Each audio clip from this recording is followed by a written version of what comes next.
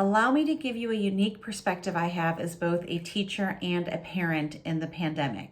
Okay, hey friends, it's Sammy back with another episode of the Daily Dash. That's right, it's everything you need to know from around the world and in my life, straight from my car dashboard to yours. Not on the dash, but I do have something important to say. Today is Wednesday, February 17th, 2021. Let me tell you what you need to know so you're in the know today. I'm going to breeze through the news because I've got something on my heart I want to share. Winter weather is still affecting everyone. Millions are without power and heat across the country, and more storms are supposedly coming.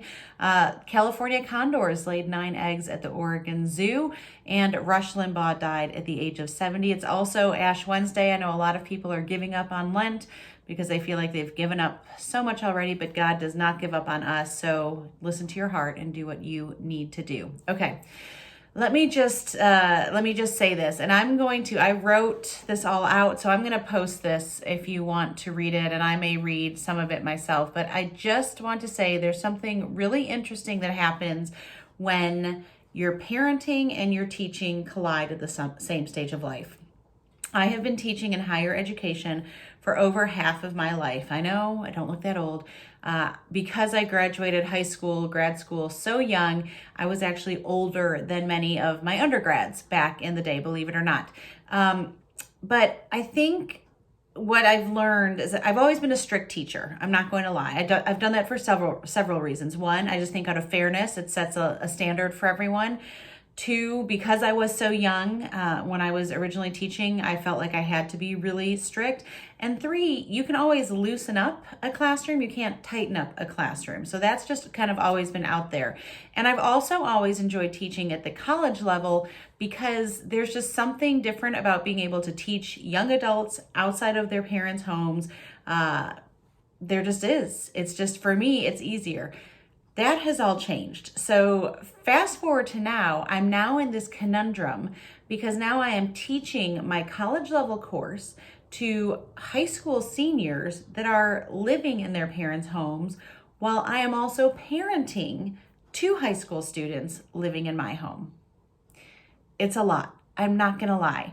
I've been tasked with, preparing their minds, preparing them for these lives outside of their parents' homes in real life. And I'm kind of at a crossroads. I'm not going to admit. I know it's hard because I see them stressed and I see them burnt out, and I see it in my kids too. So what do you do when I'm trying to maintain this academic standard of integrity and impart all this knowledge that I know is so valuable, and yet at the same time, I'm sitting here being the one that's emailing my kids' teachers for this amount of grace, an unparalleled level of grace, because my heart is breaking for my own kids. I mean, I literally stood before my students this semester and tears streamed down my face because of all the things I know that they're not going to experience.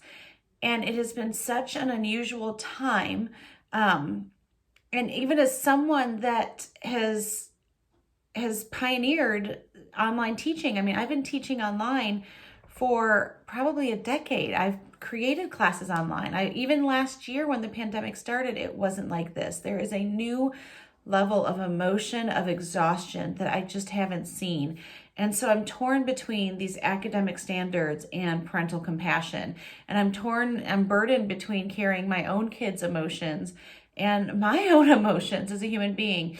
And let's face it, I am emotional for every reason and no reason at all. Like tears, I just don't put makeup on half the time because the tears just come. And so I really have no glorious answer. I don't have anything, I'm sorry to say. I wish I had more to give you. I just want to say a few things. Teachers, I see you. I see what you're doing. I see the things you're being asked to do. I see the new modules you're having to create. I see how creative you're having to be, all while answering an abundance of emails from teachers and parents and administrators, and the technology you're having to learn and how you're having to integrate it. And most of all, I see that most of you and us are parents and grandparents too. So not only are we doing this for our students that we love so much, but we're having to do it for our own kids. And ultimately, we're having to make this daily Sophie's choice of, do we parent our kids well or do we teach our students well? And it seems unfair that we should even be put in that position. And I see homeschool mamas, and I see what you're doing, and I see parents and how, let's face it, all of us are working parents, whether we earn a paycheck or not. But I'm seeing us having to make the choice of going to work or helping our kids. And it's not a fair choice either. We shouldn't be asked to choose between providing and loving. It is not fair. And you know what, students, I see you too. I do. I know as a parent of teens and as a teacher of teens, it can seem like we don't care. But I do. I see the things that you're missing. I see the dreams that are kind of going away. I see the thoughts of prom and graduation parties and state championships and mock trial and all of these things that you dreamed of that are not materializing. And I see the little things like hanging out at the mall and sleepovers that aren't getting to happen either. And I'm not saying everything is going to be all High School Musical song and dance. But there's something to be said for being able to put books in a locker and see flyers in a hallway and being able to hang out with your friends. And it's not fair that you're not getting to do that. And I recognize that and I see that. And I'm not the only one that sees that. So I just want to say that I guess I have a few pieces of advice. If your child is in school, either virtually or in person, take time to reach out to their teacher with no agenda, but maybe just to say thank you. Text them a Starbucks gift card, call their principal or administrator, and just pay them a compliment. It doesn't mean that they're doing everything well, or maybe if you are writing some scathing email, try to add something good as well. We can always find one good thing in every person in every situation.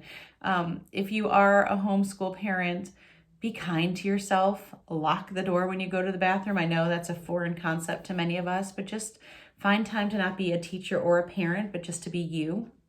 If you are a parent, just stop and breathe. And if you're a teacher on any level at all, I just want to say thank you. College didn't prepare us for this. Student teaching certainly could never have anticipated what we're going through right now.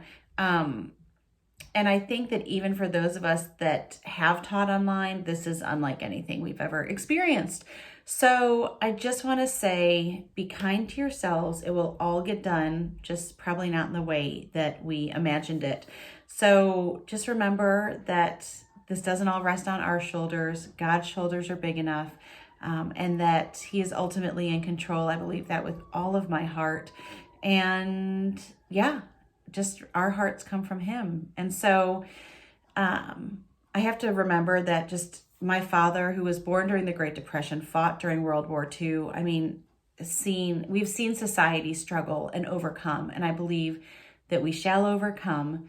This too shall pass. And I just hope that we will all just kind of reach out with open hands rather than raging with closed fists. And if we take time to ask for help and try to learn from each other, that's going to be a much healthier option than putting all of our expectations on one single human being and expecting them to have one single answer. So that's it. Again, I don't have any big ending other than my prayer for you today is hope.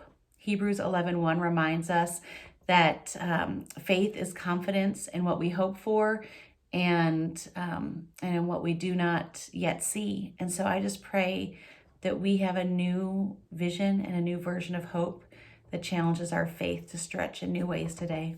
Okay, friends, I hope you have a great day. Make sure you make it great and do not wait to tell someone you love how you feel about them. Bye, friends.